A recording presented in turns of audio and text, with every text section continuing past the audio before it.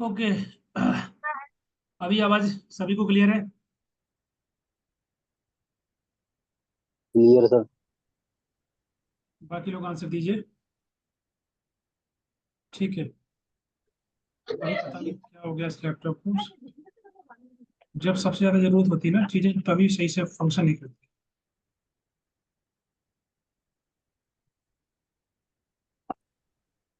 और आप लोग भी प्लीज ध्यान रखिए। देखिए अभी क्या है कि एग्जाम है, तो जो पीडीएफ नोट्स वगैरह है वो आप लोग डाउनलोड कर लीजिए।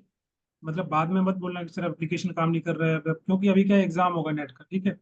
तो सर्वर हमेशा बिजी रहेगा, क्योंकि वो जो एप्लीकेशन कंपनी है और भी बहुत सारी जो एडटेक कंपनी है उनके साथ कोलैबोरेट करती है। ठीक है, तो ज़्यादा जब स्टूडेंट यूज करते हैं एप्लीकेशन वेबसाइट, तो फिर वो सर्वर थोड़ा बिजी हो जाता है, तो डिफिकल्टी होती है, कभी भी ओपन नहीं होगा, ये सब चीज़ें दिक्कतें हैं। तो बेटर है कि पीडीएफ वगैरह आप डाउनलोड करके रखिए, है ना। क्योंकि जब एग्जाम होगा तो तभी बहुत सारी समस्याएं आएंगी, तो मैं नहीं चाहता कि बाद में किसी प्रकार का डिले हो या पढ़ने पढ़ने में आपको दिक्कत हो। पहले से कंटेंट डाउनलोड करके रख लीजिए, ताकि पढ़ने में आपको आसानी हो। प्रिंट कर लीजिए, प्रिंट करना नहीं तो एटलीस्ट सेव करके रखिए मोबाइल में, टाइम बचेगा। क्योंकि वो प्रोसेस है, अगर मैं कंप्लेन करूंगा फिर वो लोग सर्वर चेक करेंगे, उसमें टाइम लगता है, एक दिन लग जाता है, 2 दिन लग जाता है, इतना समय हमारे पास है नहीं। तो ये सब चीज़ें वो अगर आपको अवॉइड करना है तो just download all the content from the application और ग्रुप के अंदर कहीं से भी। और चल रहा है इस बार, बहुत लेट से प्रिपरेशन स्टार्ट किए हैं। अब लोगों का कैसे चल रहा है? स्वास्थ्य दे बताइए कैसा चल रहा है, आप लोग बताइए। स्वास्थ्य पूछ रहे हैं। Admit card is out? नहीं, अभी तो नहीं, ऐसा कुछ नोटिफिकेशन आया नहीं। फिर पांचों की पांचों जो है हायरार्की ऑफ नीड आपका नस्लों के द्वारा दिया गया।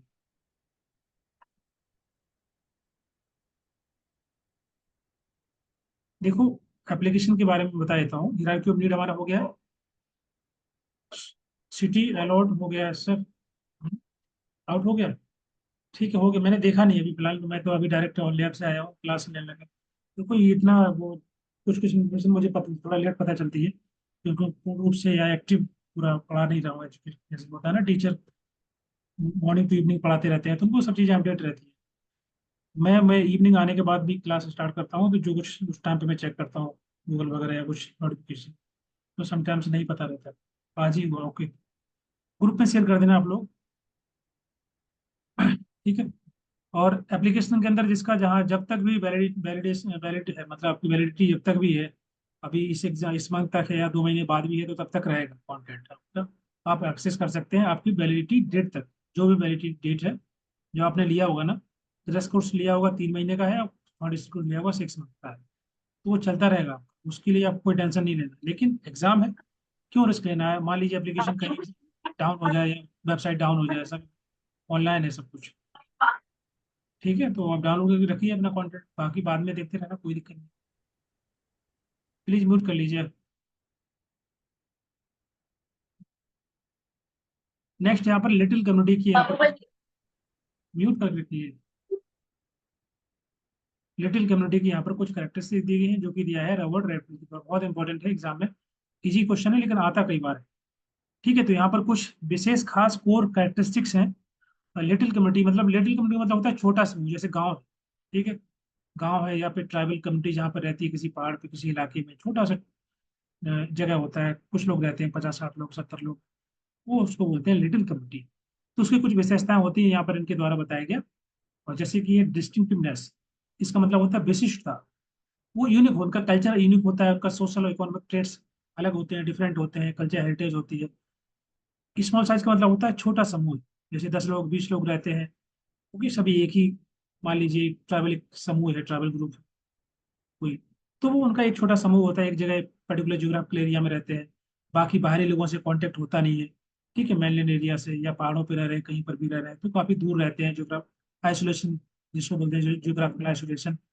ठीक है, छोटा समूह रहता है। नेक्स्ट है होमोजेनिटी। होमोजेनिटी मतलब एक रूपता, जैसे कल्चर एक जैसा है, भाषा एक जैसी, सोशल नॉर्म एक जैसी, ट्रेडिशन एक जैसा है, सभी इकोनॉमिक एक्टिविटी एक जैसी कर रहे हैं, उसको बोलते हैं होमोजेनिटी, एक रूपता। नेक्स्ट है सेल्फ सफिशिएंसी।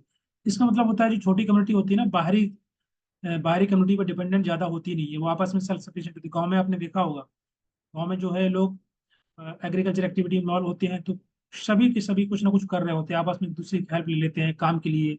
ठीक ठीक है, या फिर कुछ शेयर करना, लेना, लेन देन करना है तो आपस में एक दूसरे से ले लेते हैं।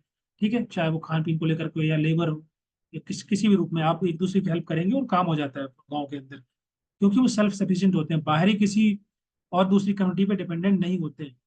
इन जनरली एक छोटा समय की मैं बात कर रहा हूँ। तो ये कुछ चार इंपॉर्टेंट कैरेक्टरिस्टिक्स होती है, विशेषता होती है लिटिल कम्युनिटी की। क्लियर है? एग्जाम के बाद बंद नहीं होगा ना एप्लीकेशन। मैं कितनी बार बताऊं, अभी तो बताया मैंने कि जब आपका वैलिडिटी जब तक रहेगी तब तक चलेगा। एग्जाम अभी हो जाए या 2 महीने बाद, जब आपने कोर्स लिया है उससे 6 मंथ तक या 3 मंथ तक जो भी आपका कोर्स है वो चलेगा। एग्जाम 18 को हो या 20 को हो या उससे कोई लेना नहीं। ठीक है,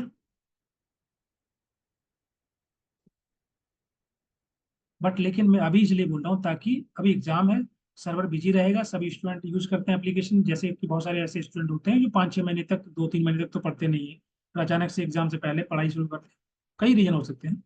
तो अब सभी स्टूडेंट अगर एप्लीकेशन यूज करेंगे तो सर्वर बिजी रहेगा, हो सकता है कभी क्रैश कर जाता है, साइट मेंटेनेंस में रहती है। तो कंटेंट डाउनलोड करके रखेंगे तो आपके लिए इजी रहेगा, आप मुझे कंप्लेन करेंगे, फिर मैं उनको कंप्लेन करूंगा, उसमें टाइम जाएगा।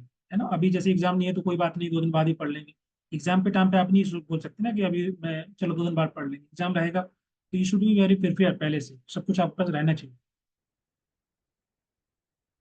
नेक्स्ट है जेमिनी सैप्ट एंड जेसल सैप्ट। ये दो इंपॉर्टेंट कंसेप्ट हैं, एग्जाम में यहाँ से भी कई बार क्वेश्चन बने हैं जो कि दिए गए हैं फर्डिनेंड टोनेस के द्वारा। ठीक है, हाँ,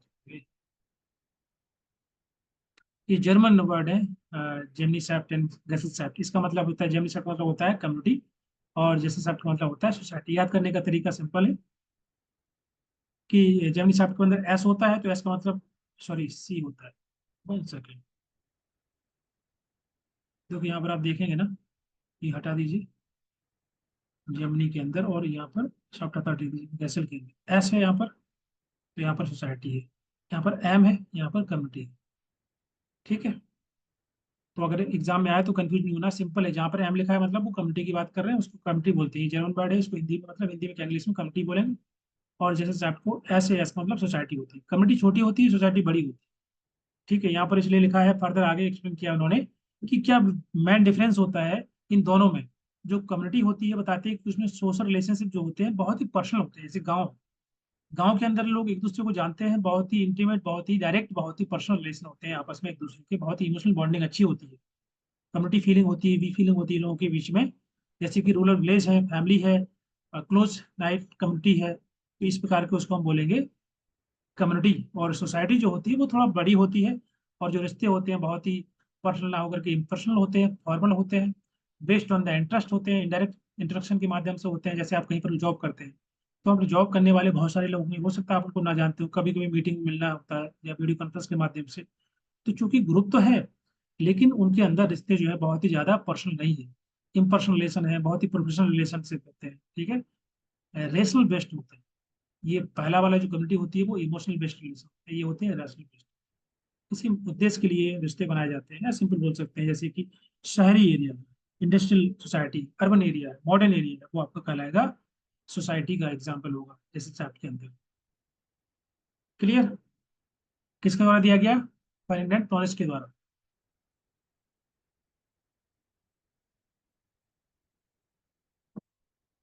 आगे बढ़े,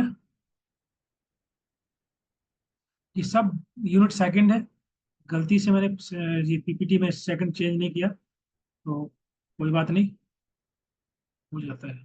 ठीक है, ये सब यूनिट सेकंड ही है, अब लिखने की जरूरत नहीं, बता दिया तो समझ जाएंगे आप।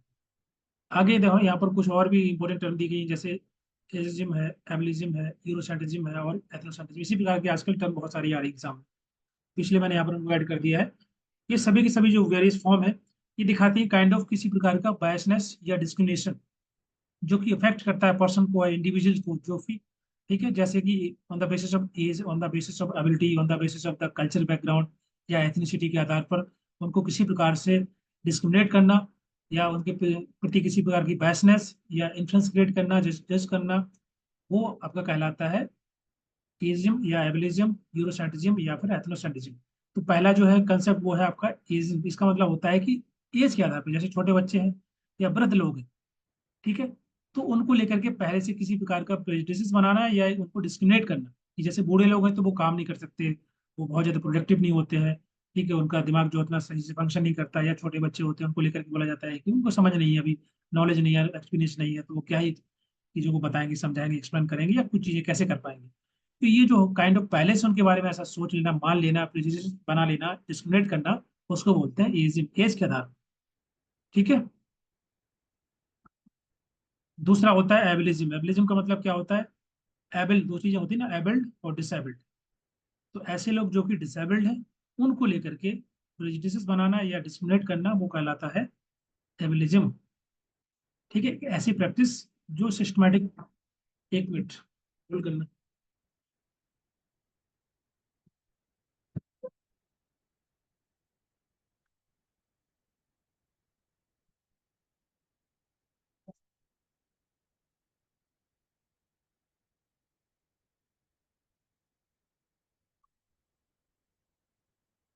ओके, तो उसको हम बोलेंगे एबिलिज्म, ठीक है। तो इससे होता क्या है कि अगर हम देखें कि ऐसे लोग जो कि डिसेबल्ड हैं या किसी प्रकार का हम डिस्क्रिमिनेट करते हैं या सोशल प्रेजुडिस बनाते हैं, तो काइंड ऑफ उनको फेस करना पड़ता है बहुत सारे बैरियर्स को, सोशल बैरियर, फिजिकल बैरियर्स होते हैं, ऐसे लोग जो कि डिसेबल्ड हैं फेस करते हैं सोसाइटी के अंदर, ठीक है।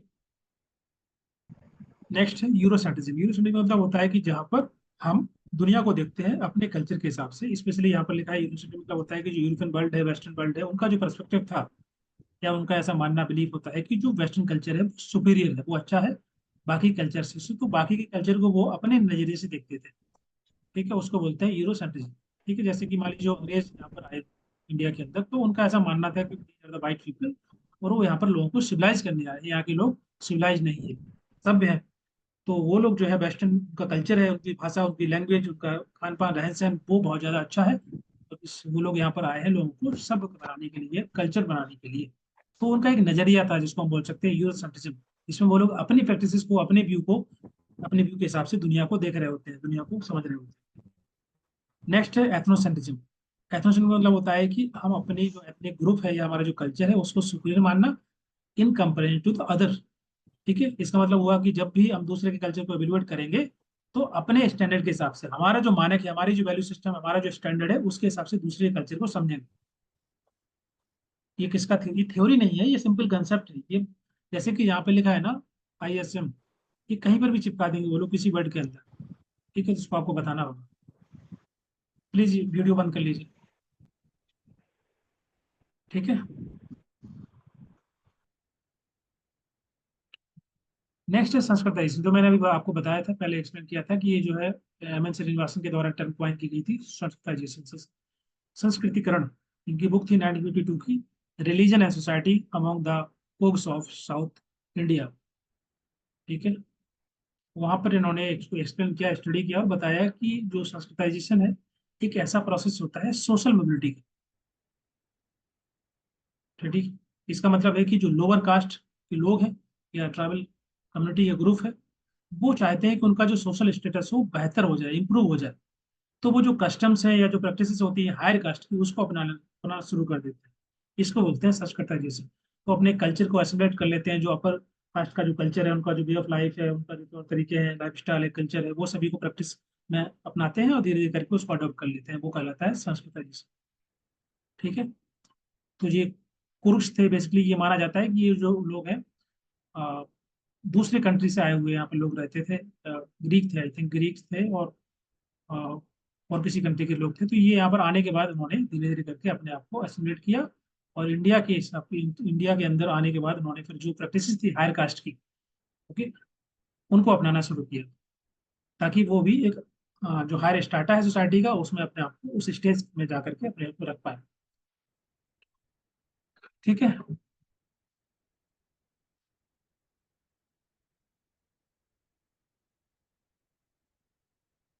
यहाँ तक क्लियर है? Clear sir. चलिए, यहाँ तक जो है हमारा यूनिट सेकंड का है, यहीं पर खत्म होता है, ठीक है। यूनिट सेकंड में अभी इसमें कोई डाउट है तो पूछ लीजिए, जो मैंने ज़्यादा थोड़ा स्पीड में पढ़ा दिया है, अगर इनमें किसी प्रकार का डाउट हो रहा है तो अगेन आई कैन रिपीट। बाकी चीज़ें आपको यूनिट सेकंड की जो PDF है उसमें से पढ़ना है, सब कुछ इसमें कवर नहीं है, दोनों को आपको साथ में लेकर के चलना है।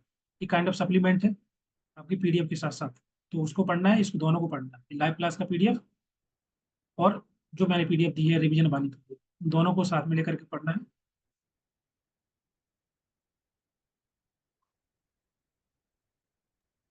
जो भी yes sir, yes sir. Question वगैरह आप शेयर कर सकते हैं ग्रुप के अंदर, कोई भी क्वेश्चन अगर ऐसा है तो मैं भेज दीजिए, मैं रिप्लाई कर दूँ। इसमें ये क्लियर है आपका दूसरा लिटिल कम्युनिटी। और बाकी का ये hierarchy of need Abraham Maslow के द्वारा दिया गया, पांचों नीड्स पता रहने चाहिए हिरार्की के ऐसे बना करके पिरामिड में।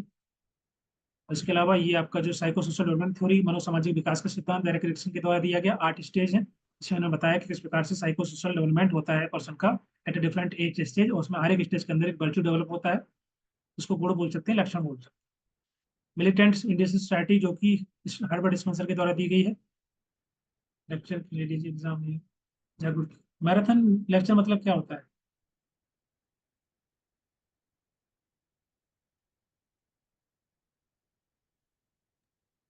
सर वो लास्ट डे कर लेना है मैराथन, हाँ, संडे को। मैराथन मतलब मुझे समझाइए। संडे को।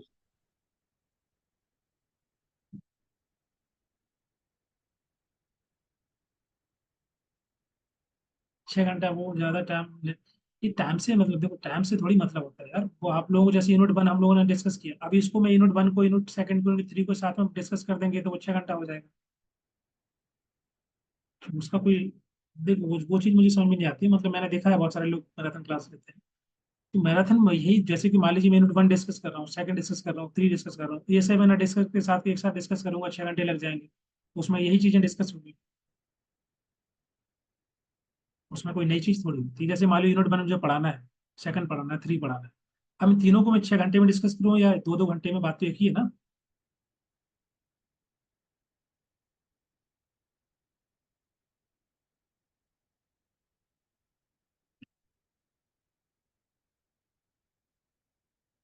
आई डोंट नो, ठीक है जैसा भी ठीक लगे आप लोगों को। क्योंकि मैराथन का मुझे समझ में नहीं आ रहा है उसका, बट 2-3 टीचर होते हैं, सिंगल पॉसिबल नहीं है। आप रोज अगर 2-3 आवर भी लेंगे तो वो भी अच्छा। देखो मैं जो पढ़ा रहा हूँ ना, आप उसको, मेरा सब्जेक्ट का मैं, मुझे पता है, मैं उस हिसाब से पढ़ूंगा। बाकी जो लोग पढ़ाते हैं मैराथन ले रहे हैं, वो उनके पास टीम है ज़्यादा, ठीक है ना, वो पूरा प्रॉपर उनका स्ट्रक्चर है। एडटेक कंपनियां होती हैं, वो लोग कर सकते हैं, 2-2 3-3 टीचर है। 2 टॉपिक पढ़ाएगा कोई, 3 टॉपिक कोई पढ़ाएगा, 4 टॉपिक कोई पढ़ाएगा, इसका उनका हो जाता है। अभी एक इंसान 6 घंटे पढ़ाएगा तो कैसे पढ़ाएगा? ठीक है, वो सब तरीके हैं यार, वो सब कंपनियों के, ये सब आप लोग नहीं समझोगे। कि उससे देखो, मैराथन हो कोई क्लास हो, उससे आपको कोई लेना है। आपको बस इंपॉर्टेंट ये है कि आपको कितना समझ में आ रहा है, हर यूनिट के अंदर आपको कितना चीजें आपको याद हो पा रही हैं, वो इम्पोर्टेंट। ठीक है। तो ये मेरा पढ़ाने का तरीका है, जो कि मैं पिछले 4-3 साल से पढ़ा रहा हूँ, वो सफल भी है। बहुत सारे बच्चे सेलेक्ट होते हैं हर साल, आप लोग भी होंगे। ओके। तो मैं उस टाइप से शायद ना पढ़ा पाऊँ जैसे बाकी लोग पढ़ाते हैं, क्योंकि उनका एक अलग तरीका है, प्रॉपर उनके पास टीम है, स्ट्रक्चर बना हुआ है, कंपनी है। मैं बस जो है टाइम निकाल के आप लोगों को पढ़ा देता हूँ। इसमें अगर कोई डाउट हो तो पूछ सकते हो। कि आज स्टेज ऑफ कॉग्निटिव डेवलपमेंट, इसमें किसी प्रकार का डाउट? 6 घंटे में नहीं पढ़ा पाऊंगा क्योंकि मेरा भी इसी का काम रहता है, नॉट पॉसिबल। जो कंटेंट मैं आपको दे रहा हूँ ना, उतना पढ़िए, बहुत सफिशियंट है, घबराइए नहीं, ठीक है। जितना कंटेंट आपको दिया है, पीडीएफ दिया है, जो रिवीजन नोट्स दिए हैं, ये पीडीएफ मैं दे रहा हूँ डेली बेसिस पे, उतना पढ़िए, बहुत है। पेपर 2 के लिए सबके अच्छे मार्क्स आएंगे, आप पेपर 1 पे फोकस करिए। ठीक है। डेली क्लास होगी हमारी 10 दिन तक लगातार, डेली क्लास करेंगे हम लोग। यूनिट 1 से लेकर 10 तक सब कुछ डिस्कस करेंगे, जो जो कुछ इंपॉर्टेंट है एग्जाम के लिए। ओके। इसमें किसी को डाउट, ये जो है साइकोसेक्सुअल थ्योरी।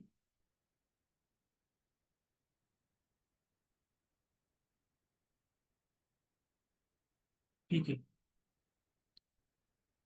नेक्स्ट है डिफेंस मैकेनिज्म। ये सभी टॉपिक इतने इंपॉर्टेंट है ना, एग्जाम में यहाँ से क्वेश्चन आने ही आने। जो मैंने आपको पीपीटी दिया है, ये वाला शेयर करूंगा मैं अभी, यहाँ से क्वेश्चन बहुत सारे आएंगे। है ना, कभी कभी क्या होता है कि हम लोग जो पढ़ रहे होते हैं, हम लोग को नहीं समझ में आता है कि शायद एग्जाम में आएगा कि नहीं आएगा। लेकिन मान के चलिए, ये सभी के सभी मैंने जो इसमें पीपीटी के अंदर कंटेंट डाला हुआ है, मैंने पिछले 3-4 सालों के 5 सालों के पेपर को एनालिसिस करके ही देखा है कि कौन से टॉपिक हैं जो बार बार रिपीट हो रहे हैं, या उस क्वेश्चन, उस थ्योरी के अंदर से क्वेश्चन आ रहे हैं। ठीक है, इसी मैंने यहाँ पर जो आप देखेंगे ये थ्योरी है साइकोएनालिटिकल थ्योरी, इसलिए मैंने पहले सबसे पहले ऐड किया है, ताकि इसमें जितने भी कंसेप्ट थे, बहुत सारा डाउट रहता है कभी भी साइकोएनालिटिकल थ्योरी क्या है, साइकोसेक्सुअल थ्योरी क्या है, तो इसी वजह से मैंने वो पूरी थ्योरी को एक साथ डाल दिया, ताकि आपको समझ में आए कि साइकोएनालिटिकल थ्योरी के अंदर बाकी से कंपोनेंट होते हैं, स्ट्रक्चर ऑफ माइंड है, पर्सनालिटी स्ट्रक्चर है, डिफेंस मैकेनिज्म है, या साइकोसेक्सुअल स्टेजेस है, ड्रीम एनालिसिस है, ये सब चीजें रहती है। फील्ड थ्योरी वाला स्लाइड, अच्छा हाँ, फील्ड थ्योरी वाला स्लाइड रह गया ना,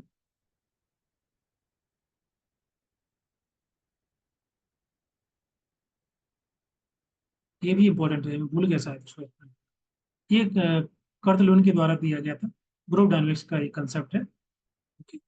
इसके माध्यम से उन्होंने बताया कि किस प्रकार से हम ग्रुप के अंदर कोई भी इंडिविजुअल है, उसके बिहेवियर को हमको समझना है, पढ़ना है, सब किस प्रकार से पर्सन ग्रुप के अंदर जब ग्रुप का हिस्सा होता है, तो ग्रुप कैसे इन्फ्लुएंस कर सकता है पर्सन को, उसके लिए उन्होंने एक कंसेप्ट का नाम दिया, that is group dynamics. Dynamics का मतलब होता है ग्रुप के अंदर इंटरेक्शन, कम्युनिकेशन, बातचीत, लेन देन, उसको बोलेंगे ग्रुप डायनेमिक्स। इसका मतलब होता है, हिंदी में बोलते हैं गतिशीलता। एक होता है स्टैटिक, एक होता है डायनेमिक। तो ग्रुप के अंदर अगर डायनेमिक्स ज्यादा है, उसकी जो डिग्री है वो ज्यादा है, इसका मतलब है कि लोग आपस में ग्रुप के अंदर इंटरेक्ट कर रहे हैं, बातचीत कर रहे हैं, उनका जो है बोल सकते हैं लोगों का आपस में इंटरेक्शन ज्यादा है, बेहतर है, तभी ग्रुप आगे फंक्शन करेगा, अगर उसके अंदर डिग्री ऑफ डायनेमिक्स ज्यादा रहेगी। तो ये तो बेसिक हो गया। फर्दर जो कंसेप्ट है कर्तव्य का ग्रुप डायनेमिक्स को लेकर के, उन्होंने फील्ड थ्योरी दी। फील्ड थ्योरी बताती है कि किसी पर्सन का जो बिहेवियर होता है ना, behaviour is the function of person and it's environment. Environment में बाकी सभी फैक्टर आ सकते हैं। ये बोलते हैं कि किसी पर्सन का बिहेवियर कैसा होगा, वो डिपेंड करता है कि उस पर्सन का उसके आसपास के एनवायरमेंट के साथ कैसा इंटरेक्शन है। इंटरनल एक्सटर्नल दोनों प्रकार का इंटरेक्शन हो सकता है, वो दोनों चीजें दर्शाती हैं पर्सन के बिहेवियर को। समझ में आ रहा है?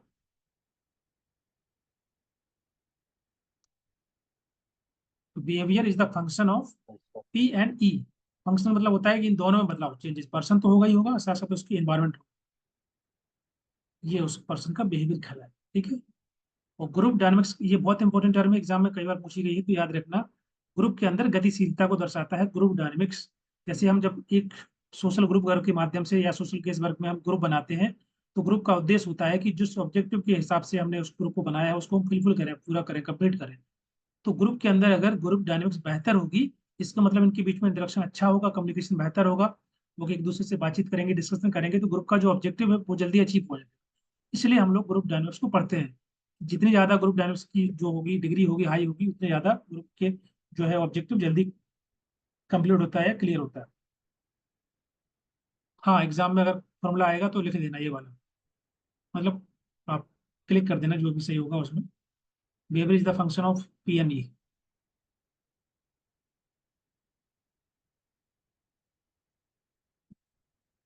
ठीक है। तो अभी आप लोगों को ऐसे पढ़ लेना है, कोई 6 घंटे का वो चक्कर मत पड़ो। वो जहाँ भी वो लोग पढ़ा रहे होंगे आप पढ़ लेना वहां से पेपर वन के लिए।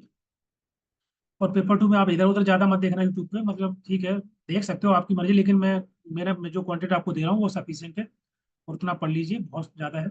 मॉक टेस्ट दे लीजिए, इतने सारे मॉक टेस्ट हैं कुछ, ताकि आपकी प्रैक्टिस हो जाएगी। और that is enough for the paper two, ये पेपर। ठीक है। अभी हम से किसी डाउट कोई भी टॉपिक में जो हम डिस्कस किए, एक बार दोबारा रिपीट कर देते हैं। ये आपका पहला साइकोएनालिटिकल थ्योरी है। दूसरा थ्योरी आपका, यहाँ पर मैंने साइकोसेक्सुअल थ्योरी के बारे में एक्सप्लेन किया है। थेरेपेटिक टेक्निक्स कौन कौन सी है जिसके माध्यम से किसी पर्सन का अनकॉन्शियस माइंड की जो विचार हैं, थॉट्स हैं, फीलिंग्स हैं, उसको समझ पाते हैं। सर पेपर टू के लिए हमारे गुजरात में कोई कोचिंग नहीं है। अच्छा, पता नहीं, मुझे ऑफलाइन का पता नहीं, लेकिन ऑनलाइन में तो कुछ ही लोग पढ़ाते हैं, लेकिन बाकी सबका जो भी एक्सपीरियंस रहा होगा। आप लोग भी अगर आगे फ्यूचर में आपके जो जूनियर्स हैं या जो भी तैयारी यारी करना चाहते हैं, तो आप बता देना, क्योंकि मेरे पास, मैं उसको ऐड तो करता नहीं हूँ, तो लोगों को पता नहीं रहता है बहुत सारे लोगों को। तो आप लोग शेयर कर सकते हैं अपने जूनियर्स के साथ, जो भी जहाँ पर आप पढ़ते हैं। ये इरोज थेराडोज का कंसेप्ट है, यहाँ पर डिफेंस मैकेनिज्म है सभी आठों। ये साइकोसेक्सुअल थ्योरी पे बता दिया है यहाँ पर, इसमें से एग्जाम में अगर क्वेश्चन आएगा पांचों याद करने का। GLPAO, उल्टा इसको ऐसे याद करने का मैंने बताया था, जल पाओ। ठीक है।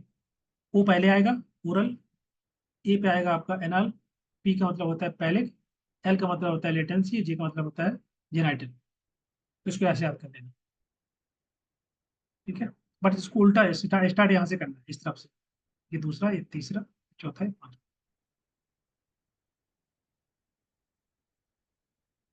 क्लियर है?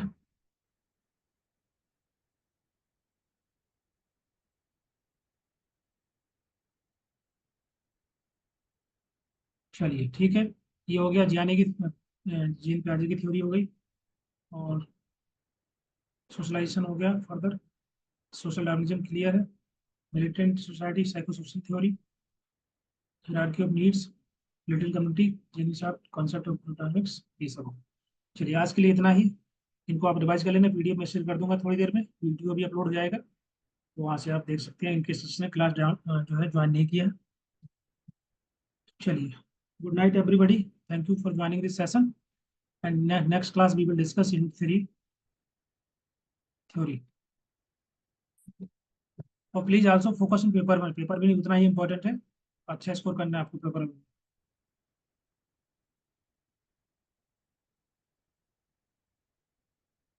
Good night everybody.